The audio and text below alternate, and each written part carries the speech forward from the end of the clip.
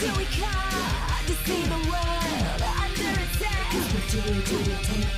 You will go hard and never fail. We don't back down. You can't stop the fire we bring. Defending the world from aliens and things. It's the Tubular. It's the Tubular. It's the Tubular. It's the Tubular. It's the Tubular. It's the Tubular. It's the Tubular. It's the Tubular to attack. We go hard. We go hard. We go hard. We go hard. We go hard. We go hard. We go hard. Guardians.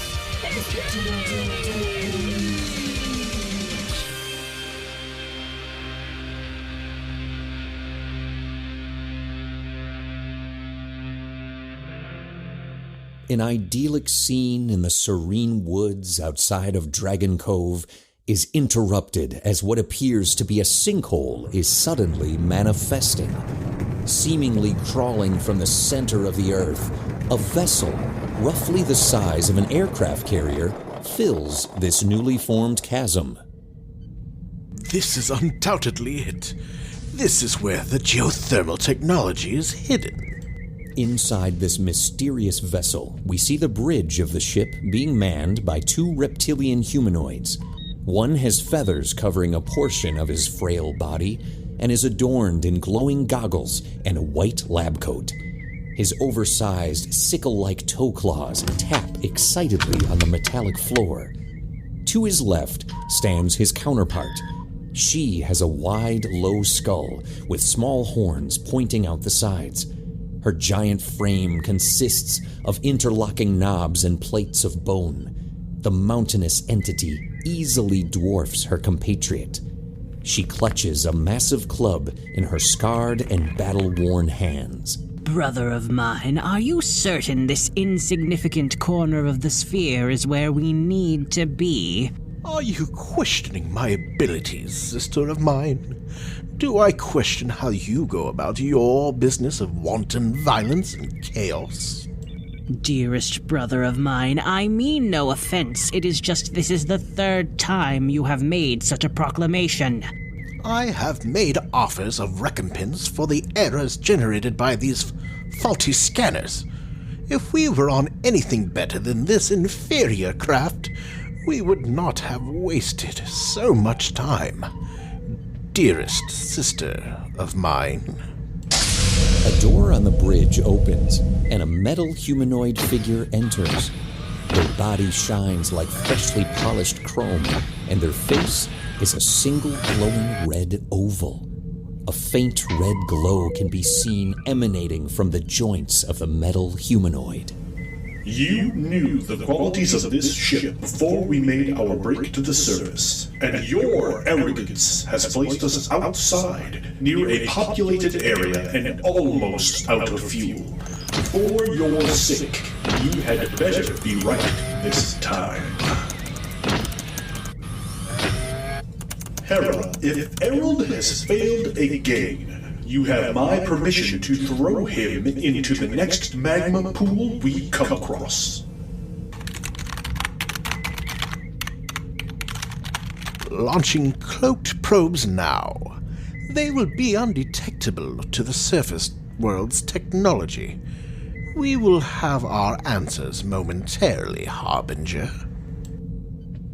A dozen orbs erupt from the ground and rocket upwards. They appear as artificial shooting stars to any that happen to notice them at all. A dark and cavernous room that has sat undisturbed for millennia slowly begins to come to life.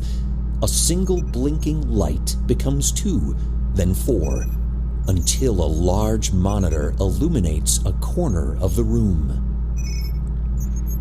Threat level parameters have been reached. Guardian protocols have been initiated. A panel opens up, and 5 spheres slowly begin to activate. The first glows blue, followed by red, then green, pink, and finally black. Rising up, they slowly begin to orbit in a circle before launching through a small shaft.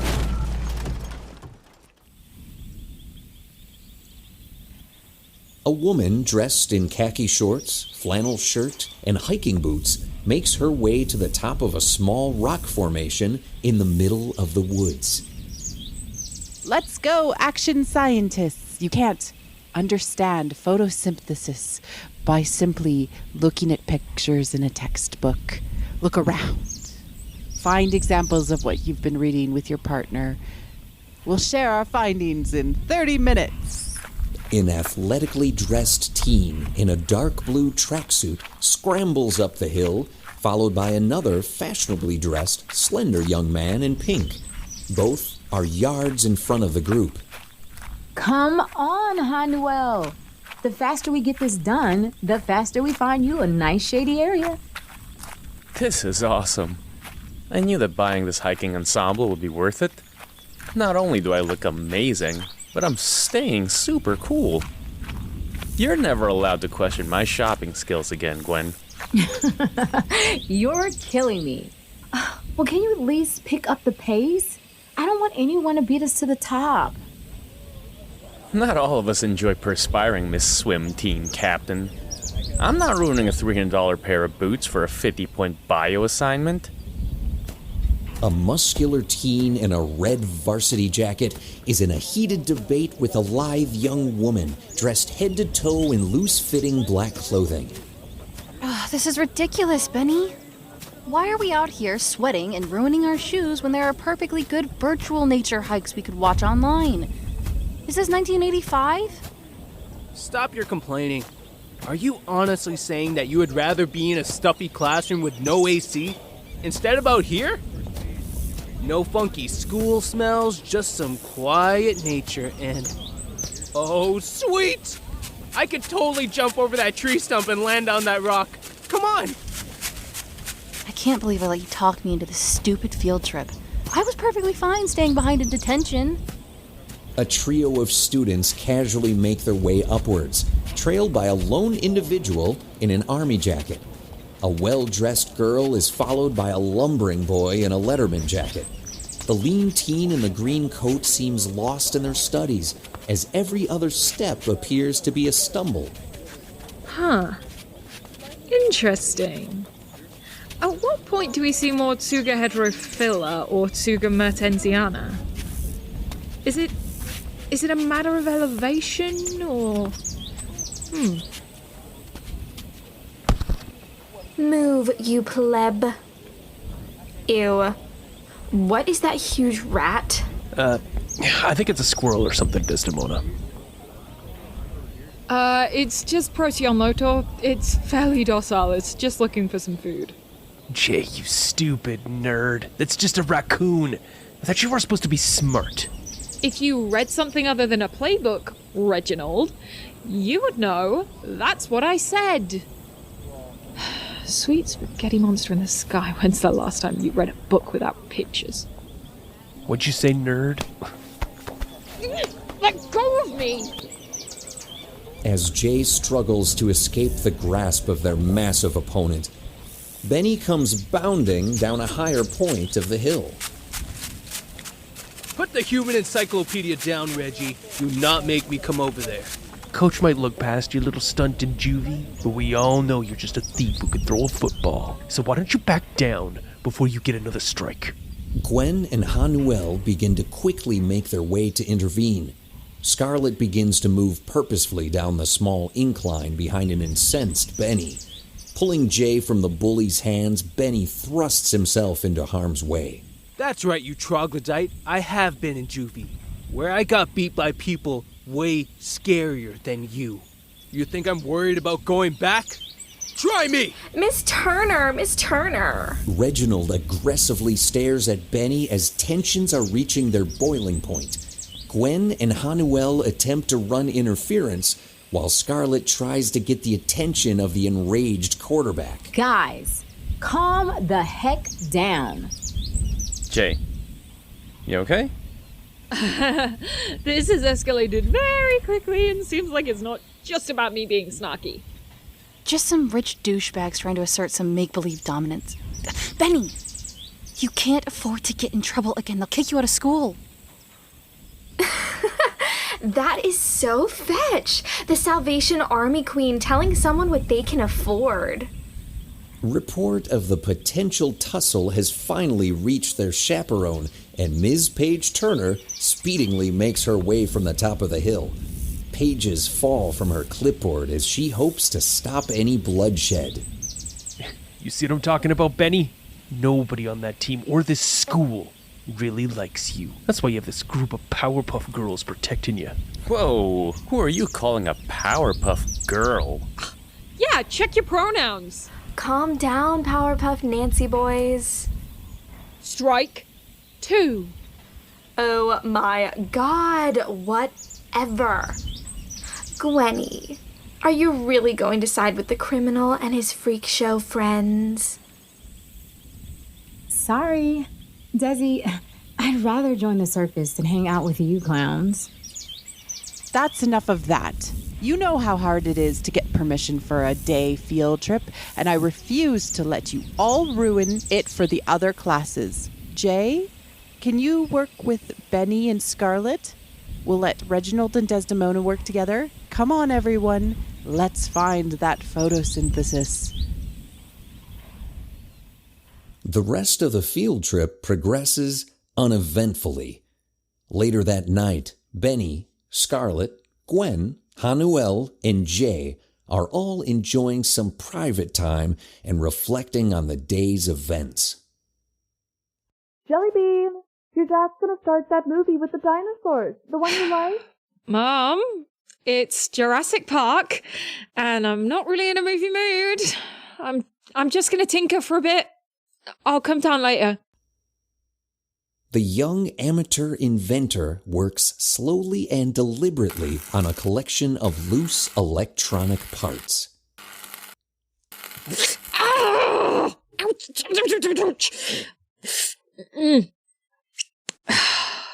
If I fry another motherboard, Dad is going to kill me.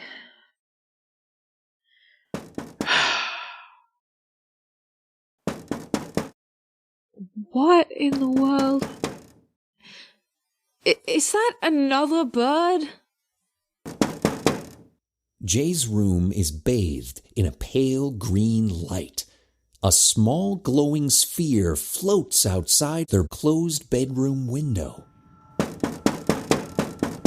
Hey, calm down, you're gonna break the window! Oh, what are you? I've read about remote military drones, but nothing like this. No visible propulsion, no antenna.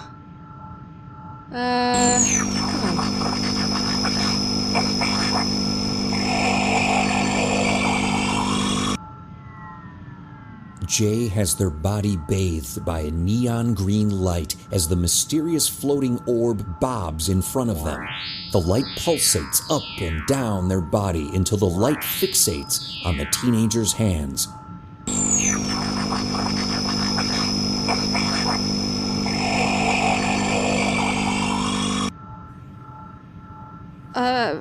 I'm sorry, but I don't understand. Are you from another planet? Can you understand me? Like struck by an unseen force, a sliver of the orb shoots off and wraps around Jay's right middle finger. Ah! The remaining mass of the orb seemingly liquefies and forms a band around the startled teen's left wrist. The liquid metal circles Jay's wrist before solidifying into a bracelet with a smooth silver dollar-sized disc on both the top and bottom of their wrist. The two discs glow a vivid green before going dark. Okay, what just happened? Why can't I get these things off? Oh, way to go, Jay. You make first contact and then get the alien tag stuck to yourself. I just know the government is going to be here in any second to take me away and cut these things off of me. Jellybean, your dad's making sundaes and... What have you got behind your back? Jay, did you take apart my hairdryer? Again? No, I, was just... Jay, Terra, show me what's behind your back. Right this second. Well, you see, Mum, I was just up here working and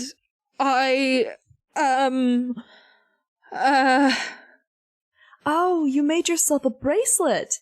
Very snazzy. It looks like something straight out of that Space Wars movie that you love. Now, come on, downstairs, before the ice cream gets all melty. Across town, Benny, covered in grease, is underneath his mother's car in their garage. He slides out from underneath and yells towards an open door. Mom! How many times do I have to tell you? If the dashboard lights are on for any reason, you have to let me know. Benjamin Ulysses Humo, how am I supposed to make dinner with no clean dishes? What have you been doing all afternoon that you couldn't get them done? It's Wednesday. I had to work on my community service. Or would you rather me go back to juvie? Just have some leftovers. Gee, will I have the fuzzy mac and cheese or the fuzzy spaghetti? I can't do this all on my own. You have to help out. Clean the fridge, do some dishes. I am not asking the world from you. Gee, Benny, how was your day? Have fun at school? Save any kids from getting the snot kicked out of them? Thanks for asking, Mom. Nice to know you care. The laments of the frustrated teen are interrupted by a pulsating red light that floats just outside his open garage door. Benny slowly walks into a deserted alley and finds a crimson globe floating at his eye level.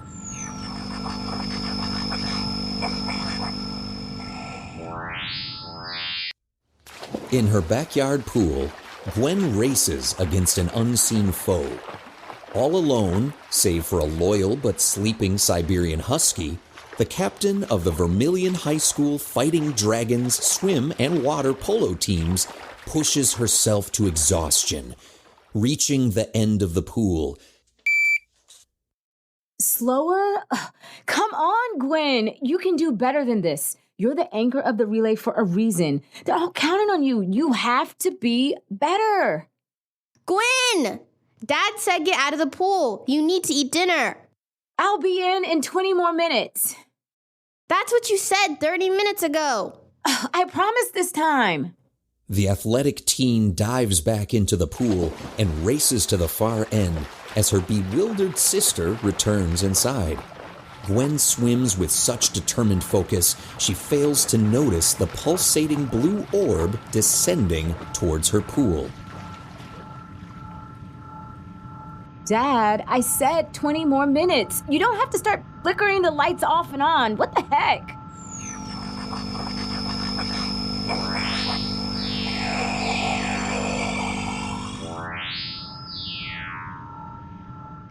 Ha-Nuel relaxes on his bed while perusing his PDA. The teen has a slight smile on his face as he looks over his weekly to-do list. I've got debate club meeting tomorrow. And then the volunteer shift at the senior home the day after. This weekend is the Cove cleanup and the charity event at the Pound. I wonder if I can squeeze in a movie after the senior home. Yeah, Gwen's been wanting to go see something at the new Cineplex. Maybe we can invite that J kid from the field trip? A flashing pink light draws the young teen's attention from their handheld device. Putting the device on his end table, Ha-Nuel moves quickly to his window. Oh, man. Did the light go out on Miss Divine's porch again?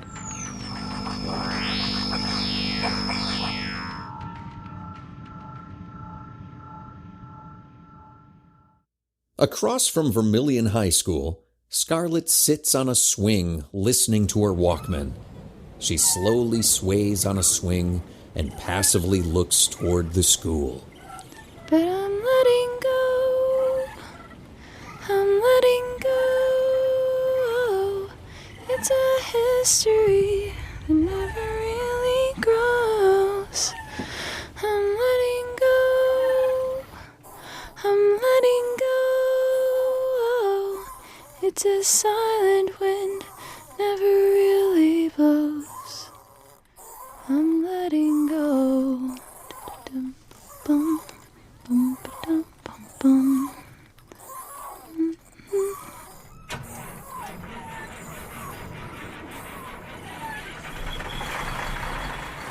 It's about time. Molly must have fallen asleep in his office again. The teen continues to swing and only pauses when she sees a blinking light come around the far side of the campus. Oh, don't tell me they actually hired a security guard. The black strobing orb accelerates toward her at such an unexpected speed that Scarlett falls backward in surprise. Whoa!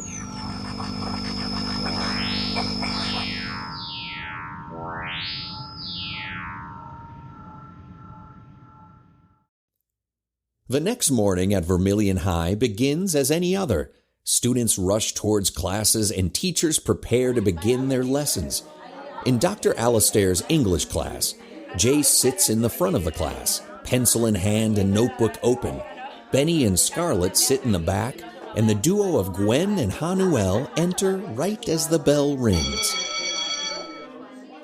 All right, my young scholars, let's focus. Yesterday, we had begun our discussion on the origins of folk tales and other urban legends. Now, while I was completing my doctoral thesis, Hyperbation and Representation in Folk Tales, interpreting ethnocentric homosociality, whilst attending Oxford, I did extensive work on the legends that the indigenous people of this region had crafted. Now, stories of massive beasts that exist in waters and earth are common themes across societal structures, but the stories originated here showed that... Ha-Nuel looks down at his wrist nervously and covers it with his hand. Ha-Nuel? Pagers should be off before the bell rings. This interruption, the height of immaturity, shut it off, or I will find residence in my desk drawer.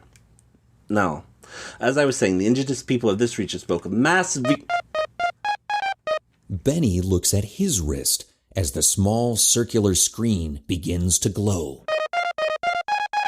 Ha-Nuel, what did I just say? Benny, Jai, Scarlett, you all know the rules. Turn those pages into my desk and you'll get them after class. Mr. Alistair, no, it's not like that. Doctor. What? It's not Mr. Alistair. Never. It is Dr. Alistair. I did not spend nearly a decade of my life dedicated to the study of the English language and all its eccentricities to be called Mr. ever again. Gwen, you two... is more than enough. The five of you, the principal's office now. Maybe you can explain to him why you think it's okay to disrupt my instruction and brazenly break school protocol. The five teens make their way into the deserted hallway.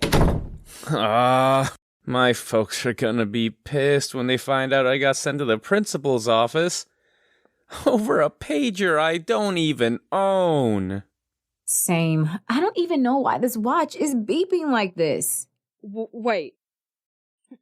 Did you all have an unexpected encounter of the supernatural or paranormal variety last night? Because this watch is not an early birthday present.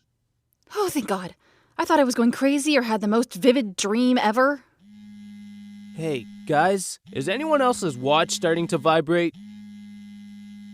The quintet stares down at their respective wrists and begin to not only feel the vibration in their watches, but can also see they are beginning to glow with increasing intensity.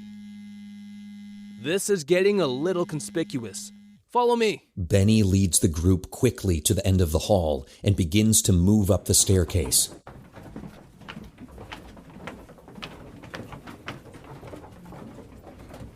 Benny, I know we really don't know each other all that well, so I don't know how well you take criticism. So if this offends you, let me apologize in advance. What are you rambling on about? We're already on the second floor. We've reached the maximum level of school permitted elevation. There has to be a better place to talk than a staircase that everyone uses. We're not staying in the stairwell. We're going to the roof. Hasn't the roof been locked since those seniors got up there and launched water balloons at everyone last year? Yeah, but a locked door is only a problem if you don't have a key. Just one of the perks of being the football team manager. Scarlett opens the door to the roof, and the teens find themselves overlooking all of Vermilion High. Students are running around the school track, while others are milling about the field area pretending to exercise. Benny pulls up his left sleeve and reveals the red bracelet that he received the night before. What the heck is this thing? Did everyone get visited by a glowing red ball from space too? One by one, the teens reveal their bracelets. Blue. Green. Black. Pink. Has anyone been able to get theirs off? How will we even do that? These things don't have any clasps. It's like they're one solid piece and glued in place. Oh, I was examining mine last night, and it seems like these bands are made of some sort of liquid metal. They're radiating some sort of a signal. It's like Wi-Fi, but not. Liquid metal? Like the Terminator? That's both awesome and scary. Wi-Fi? What's Wi-Fi? Oh, Wi-Fi is a wireless networking protocol that allows devices to communicate without direct cable connections. A common misconception is... So it's broadcasting? Or is it receiving a signal? Receiving, I think. Surprisingly, I'm not really an expert on alien nanotechnology. So, what are they for? Are we supposed to use them to call someone? Would we even understand them? Mine was just spouting some crazy noises. I was trying to translate what mine said, but it's not in Korean, Mandarin, Spanish, or Tagalog. I got nothing. I cross-referenced it against Morse code Japanese and Sentinelese, though I am only just learning Sentinelese, so I could be... Language. Incomplete. Class. Planet designate. Threat. Guardian. Protocols. Engaged. The circular discs on each of the 5 teens' wrists begin to glow. Is this a good thing or a bad thing? What's a guardian? Did it say the planet is a threat? Or is under threat? Oh, I think the bracelets are piggybacking the signal off of each other. Everyone, put your hands together. We might get more of the message. The teens stand in a circle and place their braceleted wrists in the middle. The strobing lights all increase in intensity until they remain on. A flickering hologram of a humanoid figure appears before the teens. Planetary protection. Priority. You have been chosen. Guardians. The abilities. Protection of life not. To engage. And vocal. Guardians engage. Jay's bracelet glows a bright green. Druidic defender.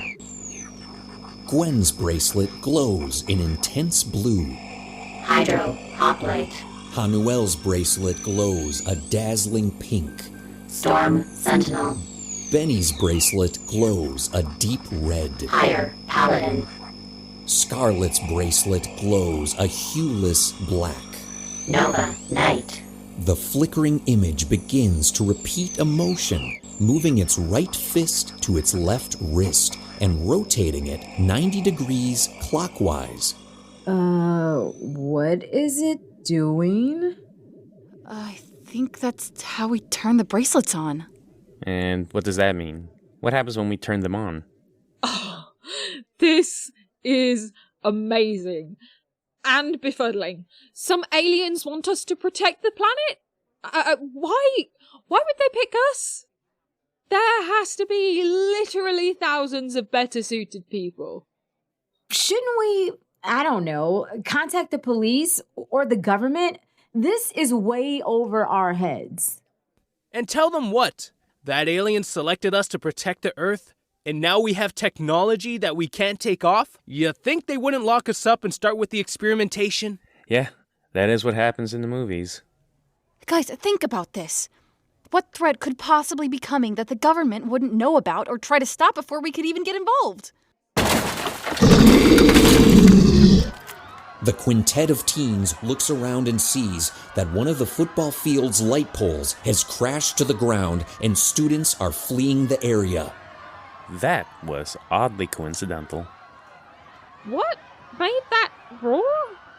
None of the species of animals that are indigenous to this area have a vocal range of that magnitude. Erupting from the ground in a plume of dirt and debris is a 3-meter-tall figure covered in matted white fur. Its long limbs and its massive hands and feet each protrude numerous claws. The massive beast resembles that of the missing link or advanced primate, but with a head appearing to be that of a deer skull. What is that thing? Does it matter? It's going after those people. We have to help them. Let's go. Wait! Wait? For what? Those people need help now. The bracelets. We use the bracelets! Do we even know what these things do? What if they're bombs? I don't think aliens would attach bombs to us and then tell us to protect the planet. The message said something about abilities, so it's logical to assume that these aren't bombs or even simple ordinances. I say we try them because I have no idea how to fight that thing. If we do this, we do it all together or not at all. Who is in? You know I'm in. Those people need help, and this is gonna make things easier. And I say, let's do it. You think I would miss a chance to use advanced alien technology? I am very much in. If this thing mutates me into some weird alien hybrid or gives me space cancer, I'm kicking all your butts. The teens nervously eye each other for a few moments. A mix of anticipation, fear, and excitement is palpable in the air around them. In unison, they bring their ringed fists to their circular discs on the bottom of their wrists and exclaim, Guardians engaged!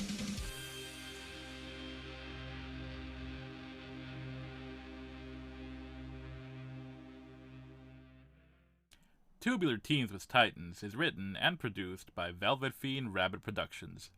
Our theme song, Thunder Sword, is written and produced by Ahmad Judah and Joe Chasm, with lyrics and vocals by Keisha Wallace.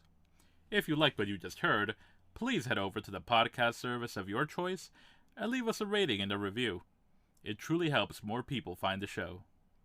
Tubular Teens with Titans features the vocal talents of... Tubular Teens with Titans is written and produced by Velvet Fiend Rabbit Productions. Our theme song, Thunder Sword, is written and produced by Ahmad Judah and Joe Chasm, with lyrics and vocals by Keisha Wallace. If you liked what you just heard, please head over to the podcast service of your choice and leave us a rating and a review.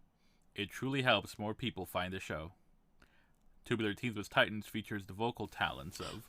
I'm Briar Zachary, and I play the Druidic Defender, Terra. My name is Chris Van, and I play the Pyre Paladin, Benny Humo. I'm Shayne Cochran, and I voice Erald. I'm JJ Jenson, and I play Hera.